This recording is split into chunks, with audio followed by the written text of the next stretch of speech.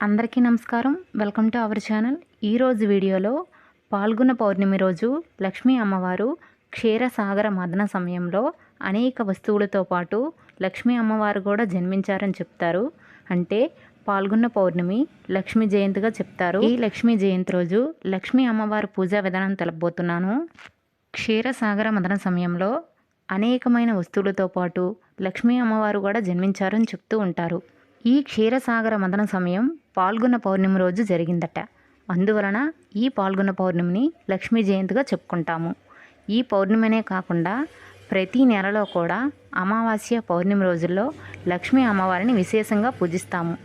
ప్రతి శుక్రవారం ఎలా అయితే పూజ చేసుకుంటామో అలాగే ప్రతి పౌర్ణమికి అమావాస్యకు కూడా లక్ష్మీ అమ్మవారిని విశేషంగా పూజించుకుంటాము. లక్ష్మీదేవి మన ఇంట్లో ఉన్నట్లయితే మనకి ధనధాన్యాలకు సిరి సంపదలకు ఎటువంటి లోటు ఉండదు అని చెప్పుకోవాలి. లక్ష్మీ అమ్మవారి ఫోటోతో పాటు వినాయకుడి ఫోటో కానీ వినాయకుని విగ్రహం కానీ లేదంటే పసుపు గణపతిని కానీ పెంచుకోవాలి. ముందుగా ఏ పూజ చేసినా మనం పసుపు గణపతికే పూజ చేస్తాము లేదా గణపయ్యకే పూజ చేస్తాం కనుక నేనైతే గణపయ్య ఫోటో ఉంటే పెట్టుకున్నాను. లక్ష్మీ అమ్మవారు అలంకార ప్రియురాలు కనుక ఎన్ని పువ్వులు ఉంటే అన్ని పువ్వులతో అలంకరించుకోవాలి. ఈ పూజ చేస్తున్నప్పుడు మనం కూడా నిండుగా రెడీ అవ్వాలని చెప్తారు. అలాగే నలుపు రంగు అస్సలు వేసుకోకూడదు. వీలైతే తెలుపు రంగు వస్త్రాలు వేసుకోవాలి. అలాగే లక్ష్మీదేవి పూజ రోజు ఇంట్లో అశాంతి ఏడుపు లాంటివి ఉండకూడదు. అందరూ నవ్వుతూ ఉండాలి. గొడవలు చిన్నపిల్లలను కొట్టడం లాంటివి చేయకూడదు.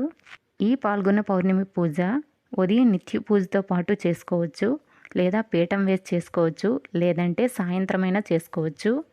ఉదయం చేసుకుంటే ఉపవాసంతో చేయాలి. సాయంత్రం చేసుకుంటే ఉదయం టిఫిన్ చేసి మధ్యాహ్నం తినకుండా సాయంత్రం స్నానం చేసి ఈ పూజ చేసుకోవచ్చు. అమ్మవారి పూజలో పసుపు కుంకుమ నిండుగా పెట్టుకోవాలి. పసుపు కుంకుమ నిండుగా ఉంటే మన ఇల్లు నిండుగా ఉన్నట్టని చెప్తారు. అలాగే దీపాలు వెలిగించిన తర్వాత దీపాలకి పసుపు కుంకుమ భుజించాలి. అలాగే లక్ష్మీదేవి అమ్మవారి ఫోటో నిండుగా పచ్చరంగు చీరతో రెండు వైపులా ఏనుగులు అభిషేకం చేస్తున్నట్టు ఉంటే ఆ ఫోటోని అమ్మవారి పూజలో పెట్టుకుంటే చాలా మంచిది. ఈసారి పాల్గొన్న పౌర్ణమి మార్చి 25 సోమవారం రోజున వచ్చింది. సోమవారము 10 గంటల నుంచి మధ్యాహ్నం 3 వరకు చంద్రగ్రహణం ఉంటుంది. ఈ గ్రహణం మన భారతదేశంలో ఉండదు కనుక మనకు వర్తించదు కనుక పూజ చేసుకోకూడదు అనే నియమాలు ఏం లేదు. పూజ ఖచ్చితంగా చేసుకోవచ్చు. అలాగే ఈ పౌర్ణమి రోజు హోలీ కూడా జరుపుకుంటాము. కాకపోతే గర్భిణీ స్త్రీలు జాగ్రత్త వహించడం మంచిది. ఎందుకంటే ఏం తేడా వచ్చినా లైఫ్ లాంగ్ బాధపడాల్సి వస్తుంది.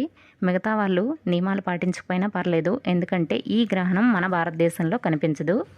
ముందుగా విఘ్నేశ్వరుడికి చోడోపచార పూజ అలాగే పంచోపచార పూజ చేసుకొని తర్వాత అమ్మవారి పూజ చేసుకోవాలి.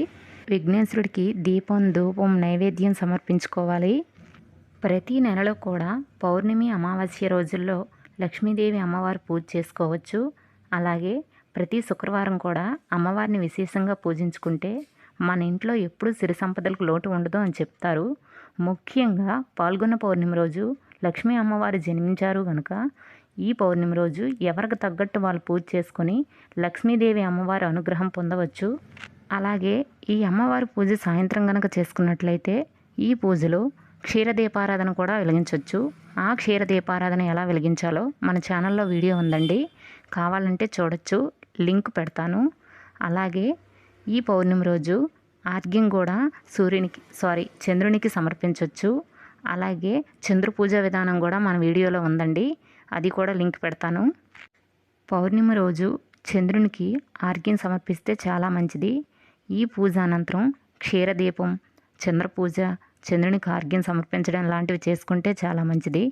అలాగే లక్ష్మీ అమ్మవారి పూజ చేసిన రోజు ఇంట్లో నాన్ వెజ్ వండకూడదు, ఎవరూ తినకూడదు. ఈ పూజ అయిన అనంతరం ఈ పీఠాన్ని మరుసటి రోజు మంగళవారం కనుక కదపకూడదు. ఆ మరుసటి రోజు బుధవారం దీపారాధన చేసిన తర్వాత ఈ పీఠాన్ని తీయాలి. ఈ పీఠం ఎన్ని రోజులు ఉంటే అన్ని రోజులు కూడా నాన్ వెజ్ తినకూడదు. మన వీలుని బట్టి అమ్మవారికి కాయిన్స్ మాల అలాగే కాయిన్స్ సమర్పించడం లేదంటే వెండి బంగారం లాంటివి పెట్టడం పూజలో. అలాగే తాంబూలానికి చీర సారీ లాంటివి కూడా పెట్టుకోవచ్చు. అలాగే లక్ష్మీదేవి పూజ చేసిన రోజు ఒక్కరికైనా లేదా ముగ్గురికైనా తాంబూలం సమర్పిస్తే ఇంకా మంచిది.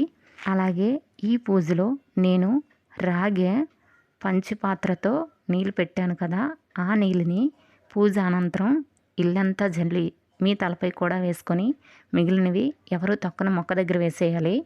చివరగా అమ్మవారికి దీపం ధూపం నైవేద్యం సమర్పించాలి. నైవేద్యం అమ్మవారికి పాలతో తెల్లని పదార్థం చేసి పెడితే ఇష్టం, కానీ వీలు లేకపోతే పళ్ళైనా పెట్టొచ్చు. ఏది ఉంటే అది నైవేద్యంగా సమర్పించండి. నైవేద్యం పెట్టలేం కదని పూజ మానుకోకూడదు. భక్తితో అమ్మవారిని పూజిస్తే అమ్మవారి అనుగ్రహం ఖచ్చితంగా కలుగుతుంది. ముఖ్యంగా లక్ష్మీదేవి అమ్మవారిని పూజించాలంటే భక్తి, శుభ్రత, శుచి ముఖ్యం. ఎంత ఆడంబరంగా చేశామని కాదు, అమ్మవారికి సువాసనలు అంటే ఇష్టం. సువాసనలు కూడా వెదజల్లే సాంబ్రాణి పొగ వేసుకుంటే చాలా మంచిది. అలాగే గ్రహణం రోజు ఎటువంటి నియమాలు పాటించాలి, ఏ రాసుల వారికి ఎలాంటి ఫలితాలు లభిస్తాయి అనే వీడియోలు కూడా మన ఛానల్లో ఉన్నాయండి. చూడాలంటే చూడొచ్చు. లక్ష్మీదేవి అమ్మవారి పూజ చేసిన రోజు తల దువ్వకూడదు అని చెప్తారు, కానీ మనం బయటికి వెళ్ళాల్సి వస్తే తల దువ్వాలి కదా. కొన్ని నియమాలను మనం పాటించాలి అనుకున్నా పాటించలేని పరిస్థితుల్లో కొన్నింటిని సడలించుకుంటాము. అమ్మవారి మీద భక్తి ఉంటే చాలు. అలాగే ఈ పాల్గొన పౌర్ణమి రోజు వచ్చే చంద్రగ్రహణం 100 ఏళ్ళ తర్వాత ఒకసారి హోలీ రోజు వచ్చిందట. ఎంతో ప్రత్యేకమైన చంద్రగ్రహణం. ఇలా ఈ చంద్రగ్రహణం రావడం చాలా మంచిదట. ఈ అమ్మవారి పూజలు చేసే సమయంలో ఈ పూజనే కాదు, ప్రత్యేకించి పీఠం వేసుకొని ఏ పూజ చేసుకున్నా కూడా ఇంట్లో అందరూ కూర్చొని పూజ చేసుకుంటే మంచిది. కుదరకపోయినా వీలు లేకపోయినా పూజని తొందరగా ఏర్పాటు చేసుకోవాలి. లేదు అంటే లక్ష్మీదేవి పూజ సాయంత్రం కూడా చేసుకోవచ్చు కనుక సాయంత్రం అందరూ ఉండే సమయంలో అయినా చేసుకొని అందరూ కూర్చుంటే చాలా మంచిది. వీలు లేకపోతే ఏం చేయలేము. పూజ ఎంత ఆర్భాటంగా చేశామనేది కాదు, భక్తి ముఖ్యం. ఎన్ని నైవేద్యాలు పెట్టాం, ఎన్ని పూలతో అలంకరించాం అని కాకుండా ఏ పూజ అయినా భక్తితో, నిగ్రహంతో, అలాగే ఎదుటి వాళ్ళ మీద కుల్లి అనే భావనతో చేయకూడదు. మనకున్న కోరికలన్నీ కూడా దేవుడి ముందు పెట్టి పూజ చేయకూడదు. దేవుని మీద శ్రద్ధతో పూజ చేయాలండి. ఓకే అండి, తెలుసుకున్నారు కదా.